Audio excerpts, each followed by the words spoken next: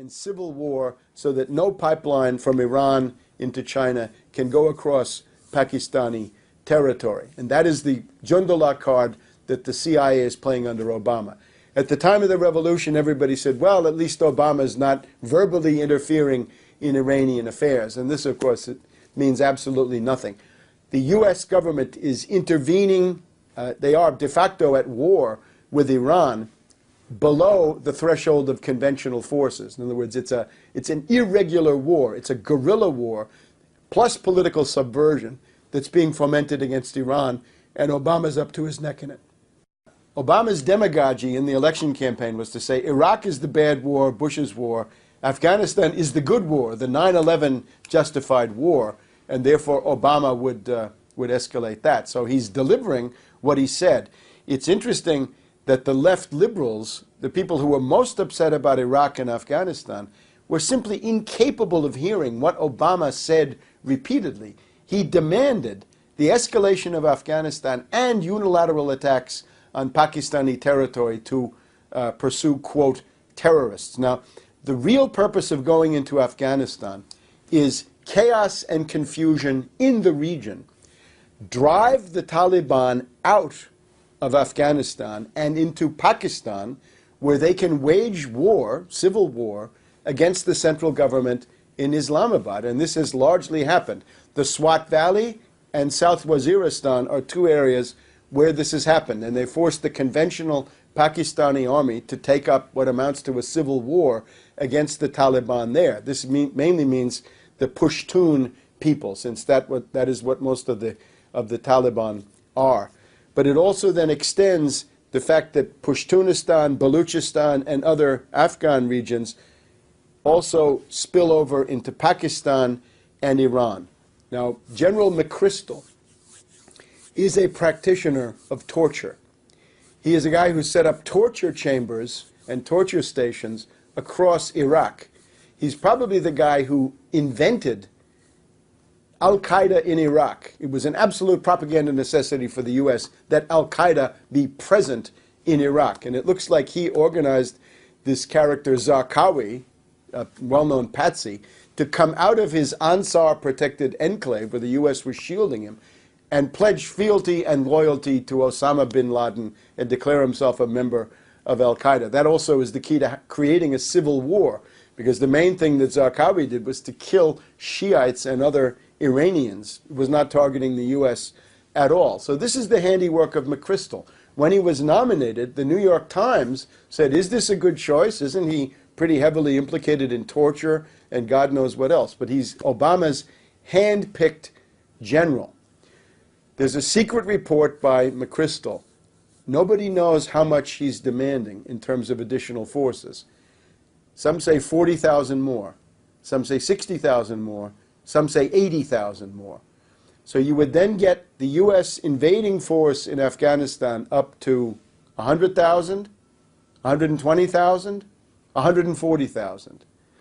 This war is absolutely hopeless because of the terrain, the size of the territory, and the nature of the population. It is the graveyard of empires. The British blundered in there in the 19th century. 3 Afghan wars, they lost all of them. The Soviet Union broke its sword against Afghanistan in the 1980s, thanks to also Brzezinski's role in making that happen. So the United States is now trudging along the path that leads to the collapse of empire. And Obama is leaning in that direction. During the time that he considered the McChrystal request, he was already sending 13,000 additional support troops into Afghanistan. This is important strategically because, again, Afghanistan is in the middle of Russia, China, India. If you want to have a rail line from India to Europe, let's say, it's got to go through the Khyber Pass, meaning Afghanistan. So it's a purely cynical geopolitical gambit, and the U.S. is running predator drone strikes in Pakistan that have no relation to terrorism. They attack peaceful civilian populations, villages, and wedding parties with the sole purpose of humiliating the central government in Islamabad and breaking and undermining the sovereignty of Pakistan. So that's the cynical imperialist racket that Obama is now in the middle of. If you get the Nobel Prize, you're supposed to be contributing to the decline of standing armies. Obama does the opposite. He ran on a platform of 100,000 more troops, and I'm sure we'll hear about that again. And if we look at the number of combat troops in the field, it's now 120,000 in Iraq and about 60 to 80,000 in Afghanistan. And if McChrystal gets what he wants, we will be approaching 200,000 and perhaps 250,000 combined total U.S. forces in the field, in war zones. That will be comparable to several earlier phases of the Vietnam War. Usury laws. Let's go back to a period when, before Volcker, you had a 10% limit on credit card interest rates that were set by the states. And we could do that again. You want to re-regulate financial markets so that it's impossible for Goldman Sachs and Morgan Stanley to drive up the price of oil to $150 a barrel the way they did in the summer of 2008.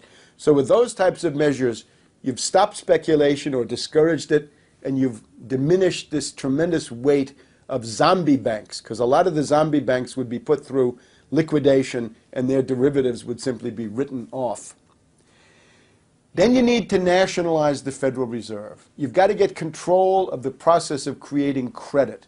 You've got to seize the Fed, nationalize it. It means that zombie bankers and cliques of unaccountable and unelected financiers no longer set policy for the entire United States. The size of the money supply, the interest rates, and who gets these loans is determined by public laws discussed and debated openly by Congress, signed by the President. That's all we have under our system. Once you have a National Bank of the United States, you start issuing tranches of credit, $1 trillion at a time. The only trick you have to do is make sure it goes only for production, for farming, for manufacturing, industry, construction, mining, forestry, scientific research, retail sales, yes, got to get the goods to market. You've also got to put money into transportation, be it rail, freight, and things like this. If you make sure that it only goes into production, there is no inflation. As a matter of fact, commodities tend to get cheaper. The goal of this is to create 30 million productive jobs. Right now, the U.S. unemployment rate is officially 15 million. The best guess is that in reality, we would need 30 million productive jobs to approach full employment. So if you come forward, if you're an industrialist, if you want to take Detroit auto plants and get them going again, reconvert them and rehire the workers and manufacture something that people need, you get 0%. But if you're a banker, a speculator, financial services, sorry, you go take your chances in the free market that you admire so much. You've got credit being offered by the nationalized Fed. You got to stimulate lending. Lending and borrowing. So you've got lending from the Fed, you've got to find borrowers. Now the borrowers are hard to find because everybody's so frightened by the panic. So what you've got to do is to create great projects of infrastructure, and this is really the heart of the program. You've got to say that the money coming out of the Fed as 0% public credit goes into specific infrastructure projects that we know will increase the capital stock of the United States and increase the productivity of labor. The first thing you're going to need is 50,000 miles of the most modern maglev rail. Rebuild the entire collapsing transit systems, be it passenger, freight, commuter rail, with the most modern maglev technology, pioneered by Germany and now being used in Japan and China, but not here, even though the technology came out of the U.S. 1,000 hospitals with about 500 beds each. You want to have medical care? First thing you need is hospitals. We've lost 1,000. In the rural America and inner cities, hospitals are hard to find. People die from heart attacks because the hospital is too far away.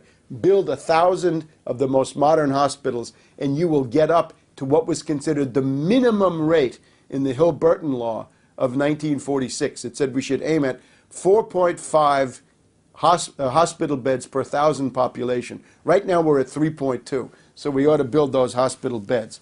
We would need 100 nuclear reactors of the most modern type, fourth generation, high temperature, pebble bed reactors, 1,000 to 2,000 megawatts each, to maintain an electricity grid and to replace older reactors that are now becoming increasingly obsolete. You've got to rebuild the entire interstate highway system. It was a great thing under Eisenhower, the biggest road building project since the Romans, but it's now falling down. The Minneapolis Bridge over the Mississippi River, bridges in Connecticut and elsewhere. That has all got to be rebuilt. The other thing is water systems. Drinking water, sewage treatment, wastewater, canals, and irrigation. All of that has got to be rebuilt from the bottom up. So you put that together, 100 reactors, 1,000 hospitals, 50,000 miles of maglev, the interstates and the water systems. You have created millions and millions of high-paid jobs in creating capital goods and infrastructure of permanent value. This is not consumer goods. This stays with you and gives you a permanent advantage. The other thing you need is science drivers. Remember the NASA moonshot. It generated the spin-offs that gave you computer chips, and the whole computer-based economy came out of the space program. So let's do that again. Let's put $100 billion each, first into high-energy physics. Let's get into lasers. Let's get into thermonuclear fusion power and other advanced scientific applications. Second one is Moon, Mars exploration, colonization on a permanent basis, and industrial production. Do all this, obviously, together with other interested countries. But let's begin to go into space on a permanent basis and use that for economic benefits. The third one is biomedical research. You're talking about healthcare. The only way you can save costs and spend less money in healthcare, other than genocide, is to find cures. You want to save money on cancer? Don't deny people treatment. Find a cure. Cure it. Diabetes, heart disease, and all the other dread diseases can find cures. So begin to put money into that, and obviously make that an international program too. The fourth point is, while you're doing all this, you got to keep people alive. So you got to maintain your social safety net. Full funding at enhanced levels for Social Security, Medicare, Medicaid, unemployment benefits, food stamps, minimum wage, and all the rest. And you've got to think about health care in particular. Obama is interested in looting health care. The worst thing that Obama wants to do, in my view, is to cut $500 billion out of Medicare. And you've got to stop that. The only way you can save money is to find cures. The fifth point is world trade. The way out of a depression has to do with stimulating world trade and building it up. Right now, world trade is 1/3 below the level of 2008. So in the depression so far, we're down 33%, and that seems to be headed downwards again. So you've got to have an international monetary approach to this, set up a system with fixed parities, gold settlement, the yen, the euro, the dollar, the ruble, the Arabs, the Latin Americans. But the goal of this is not currency stability or anything to do with monetarism per se. It's to start high technology capital goods exports from those Detroit auto plants that you've reconverted and other facilities in the U.S. Start exporting hospitals. Build 1,000 hospitals for China. Build 1,000 hospitals for Russia. Then look at the great projects of world infrastructure that remain undone. Look at the Bering Strait Bridge Tunnel. Look at the one for Gibraltar, for the Straits of Sicily. Connect Japan to the Asian mainland. Do the Congo-Nile equivalent to the Tennessee Valley Authority. Do the same thing for the Amazon, the Orinoco, and the Rio de la Plata. Do it for the Ganges, Brahmaputra in Asia, and the Mekong as well. In other words, get the great projects of world infrastructure that have been on the drawing boards now for decades and do them. That means a Cape to Cairo, Dakar to Djibouti maglev. Essentially unite all the land areas of the world using maglev rail. So you could deliver a package from any point in the world to any other point within approximately 48 hours on a railroad platform. And use that then to prepare a further advance. But you'd end the depression. You want to do that, you will create 30 million new highly paid industrial jobs, productive jobs in the United States. You will stop the depression. You'll rebuild the U.S. economy.